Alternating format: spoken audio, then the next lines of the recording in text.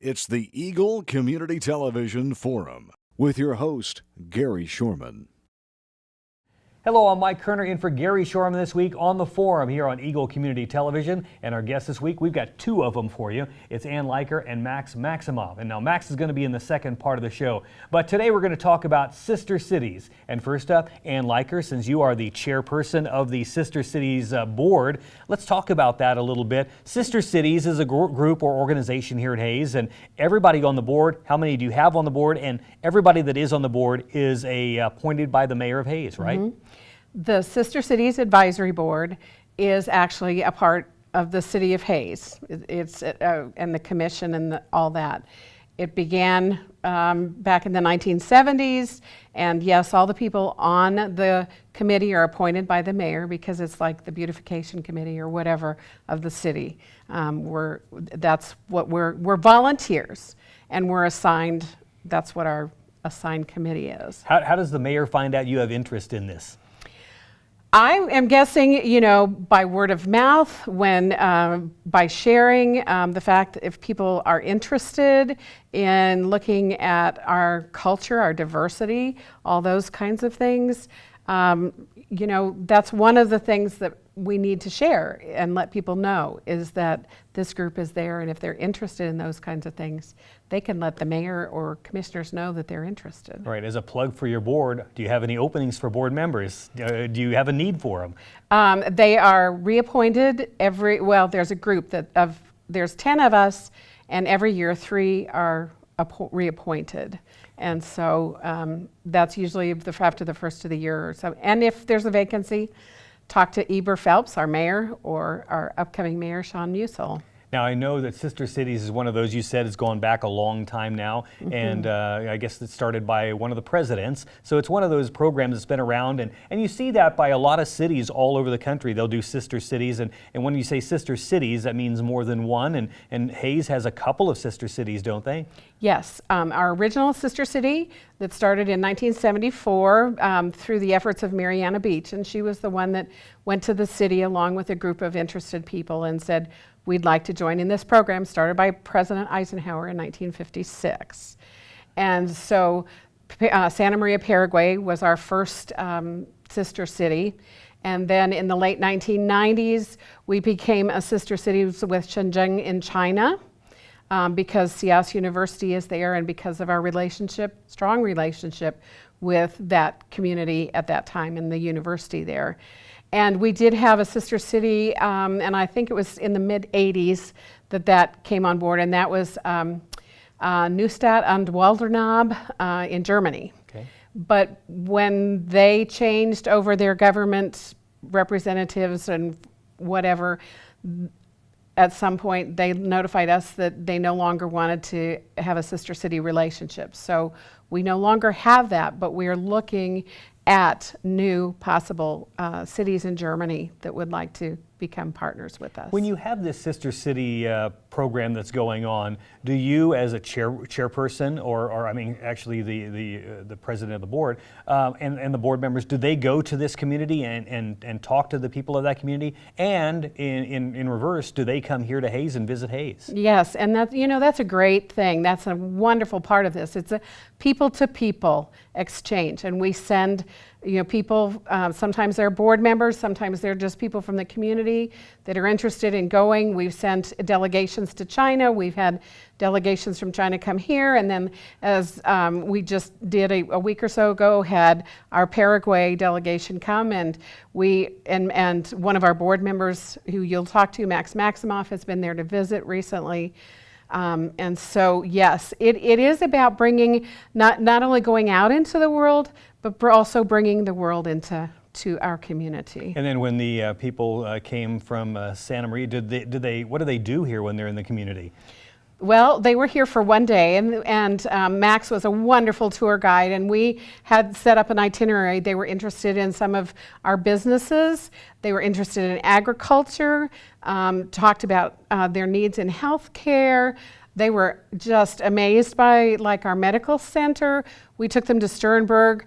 And then we hosted them in a dinner where they met with the commissioners and exchanged all kinds of information and had a wonderful time that evening. And it's just a really neat experience to get to know the culture and the people, because we did help back in 1974 through the efforts of Mariana Beach and Ross. There is a museum there that was built, and it houses beautiful artifacts because the community was a mission started by the Jesuit priests. Beautiful artifacts, and Mariana these have to be protected and housed.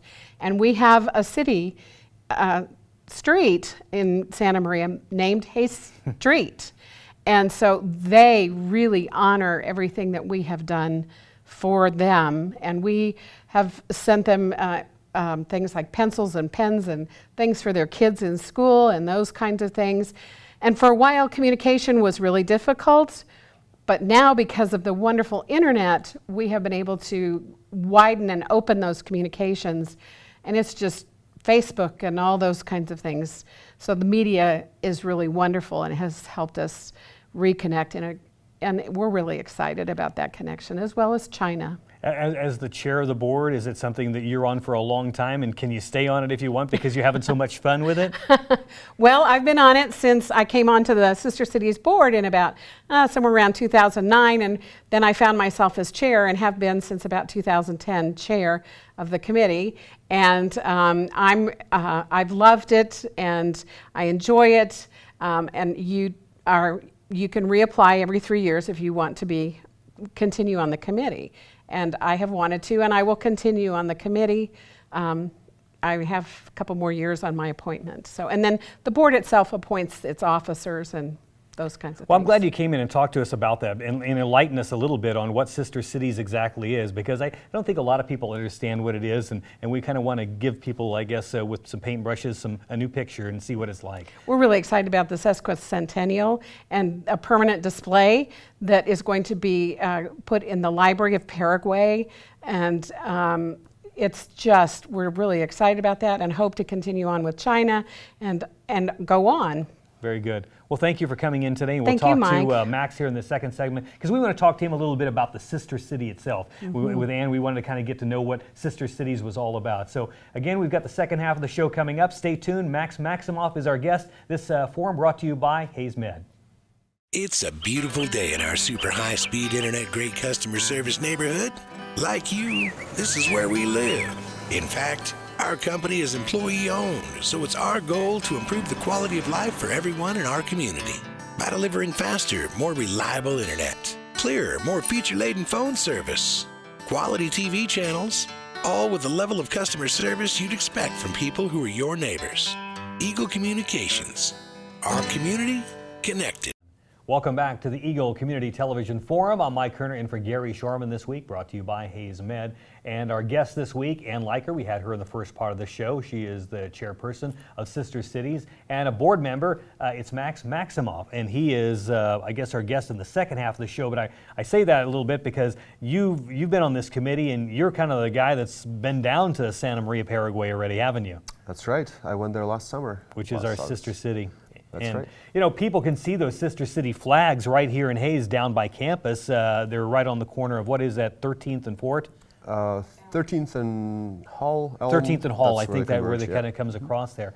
And we should tell everybody that it's not 13th Street there any longer, is it? That is correct. It's now Santa Maria Street. And that's one of the things I was giving Ann a hard time about before. It's do the people that live on 13th Street have to change their mailing address now? Well, according to the city commissioners, no, they don't. Okay. So it's just kind of in name. It's an honorary name, that's right, yes. So, Max, let's talk about you a little bit. Where did you grow up? Well, it's a longer story. So I was born in Russia and spent much of my childhood there, although I also spent a lot of time in Central Asia, in Uzbekistan. I finished my formative years in Germany, and since then I've been moving between the US and Germany, actually, a number of times. So I've lived in the US and in Germany 4 or 5 times since then. And then you came to Hayes and were a student at Fort Hays State University. That's correct. Yeah. And then graduated modern languages and then came back to be an instructor at Fort Hays of, what are the languages you teach? I teach Spanish and German. Very so good. yeah, I'm right back where I was a student. So now, and how long have you been teaching in Hayes? Since 2009. So kind of a fun thing to do, and now you're on this board, and of course you're kind of diving in now. And of course, sister city, Santa Maria, Paraguay. You've had a chance to go there. Has it just been one time that you've been there? It's only one time, exactly. Yeah. So I joined the board, the Sister Cities board that Ann talked about. I think about 3 years ago. I actually was invited to join. I think it was a kind of an emergency replacement or a vacancy, and yeah, I really liked it. We started working. First few months, I was, kind of getting clued in what it was, what it was doing, because I didn't really know a whole lot about it. Was learning in the process, and yeah, at some point we started to, or I wanted to take inventory. What do we have? Who do we have in Paraguay? See, the state of Paraguay is also a partner state of the state of Kansas. There's that level of partnership. What that results in practical terms is the fact that Paraguayan students pay in-state tuition in the state of Kansas. And that's why we have actually quite a few Paraguayan students, not only at Fort Hays, but even more so at universities like K-State and KU and Wichita State. But when I was a student here, through that I met actually quite a number of Paraguayans, and so Paraguay has always had a soft spot for me, or I had a soft spot for Paraguay rather, and but I never made it there. And so I was really thrilled to know that there's a sister city.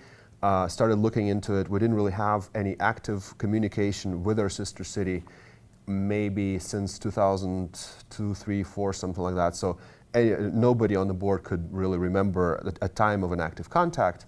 And I started to do some research, found somebody in Paraguay who was engaged in the city because there was very little information about Santa Maria itself. So long story short, we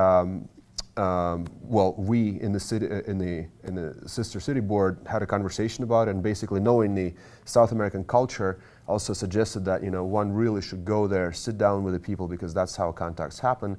And people said, my colleagues said, well, why don't you go? I said, why don't I go? And so last August is when I took a journey.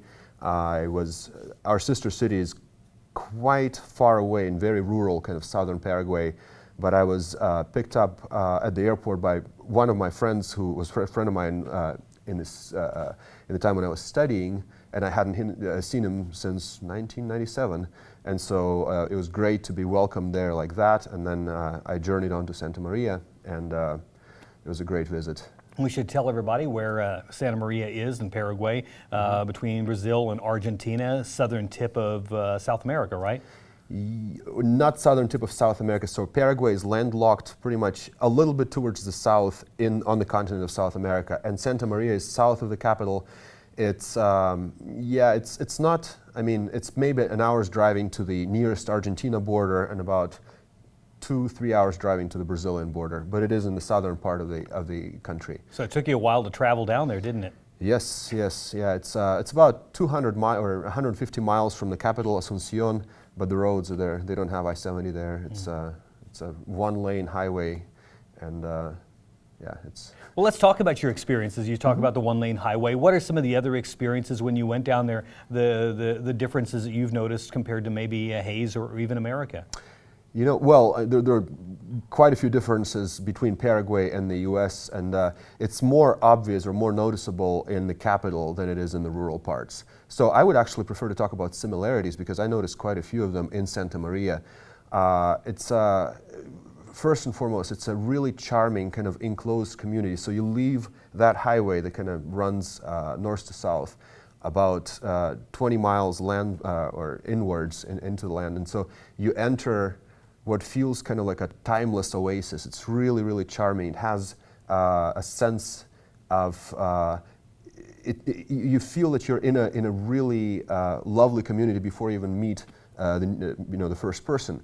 So people there. So Santa Maria, a little bit about its history. Anne alluded to the fact that it was started as a Jesuit mission, and the country of Paraguay in those days was much larger. There were 30 missions that the Jesuits established in the 1600s, and Santa Maria was one of them.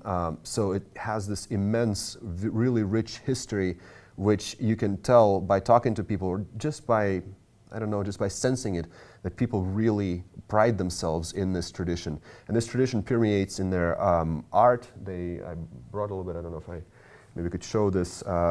some art that they make there. This is applique, I guess maybe like quilting, stitching, but the motifs that they make depict the life of the people in Santa Maria during the mission times, during the times of the Jesuit missions. So it's quite intricate, quite lovely, really, and it takes a long time to make. But so, art often really vividly demonstrates what the community lives and prides itself in. And so people are, there are lots of kids. There are way more kids there than there are in Hayes, for example. There are lots of schools, and they also have great need. It is obviously, economically Paraguay is much different from the United States, and you can feel that. But kind of have a feeling that the community is very self-sustainable. It is I was invited to participate in the meeting of the City Commission in Santa Maria, and of course, speaking Spanish, I could tell that the meeting was going very well, very smoothly. Not all communities are like that.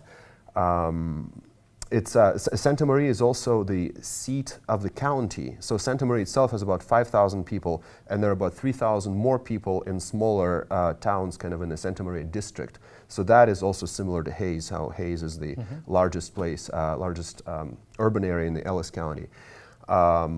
So the differences between Hayes and Santa Maria are the primary difference is that, of course, we have a university which constitutes really much of this community and in some ways defines its vibrance. There is no university in Santa Maria. In fact, the nearest school of higher education is miles away. But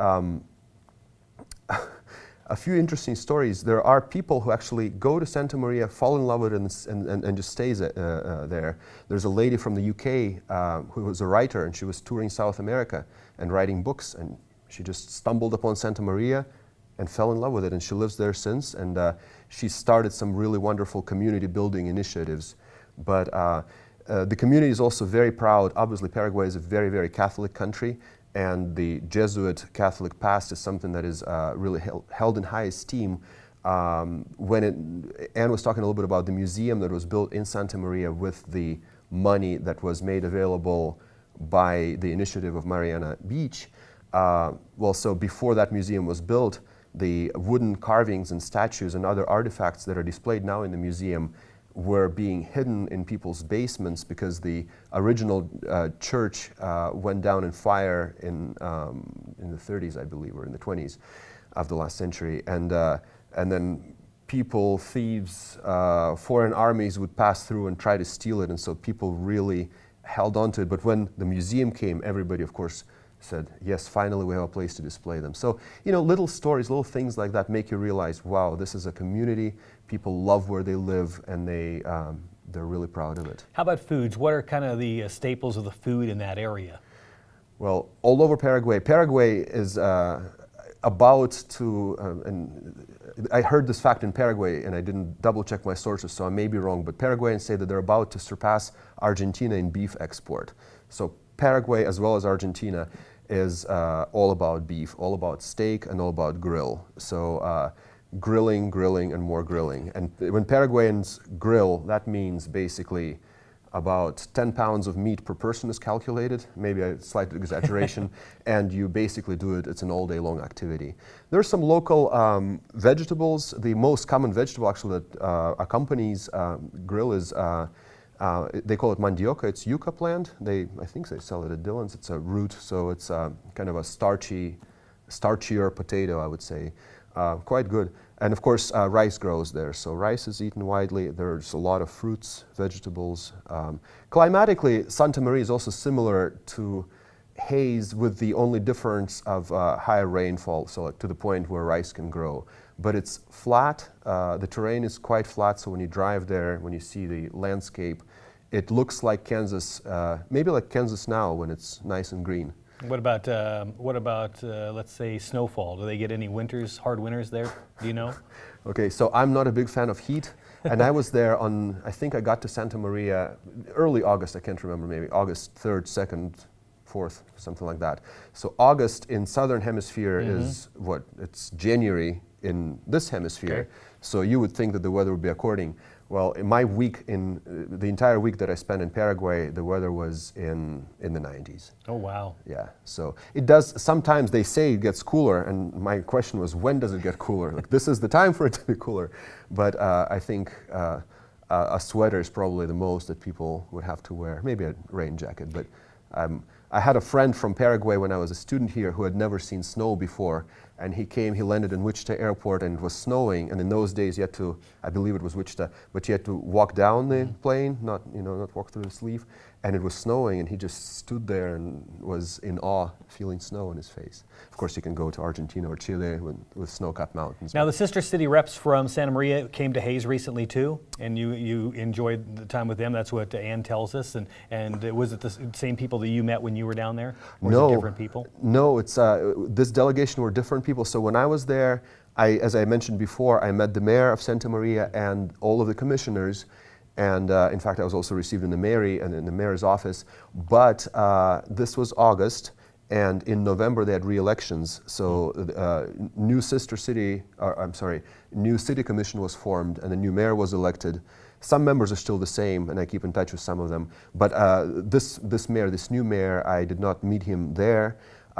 And he was joined by no other but the governor of the state in which our sister city is. So Paraguay has 17 states, there are 50 states here. There are 17 states there, and the governor of the state of Misiones, in which Santa Maria is located, is a native of Santa Maria, and he came as part of this delegation. And the third gentleman is also a Paraguayan, but he's lived in Kansas City, and he sort of assists the diplomatic missions of Paraguay, particularly in cases with students and things like that, because, as I said before, Kansas has quite a few students from Paraguay. Very good. Well, thanks for coming in and talking to us. We're out of time today. And again, Maximov, and he's an instructor at Fort Hays State University, also on the board for Sister Cities. I want to thank him as well as Ann Leiker for coming in and kind of enlightening us a little bit and letting us know a little bit about what Sister Cities is all about. Again, I'm Mike Kerner in for Gary Shorman. This is The Forum, brought to you by Hayes Med. Thanks for joining us. Hayes Med is your first and best choice for healthcare. They're the only facility providing tertiary level services in this region.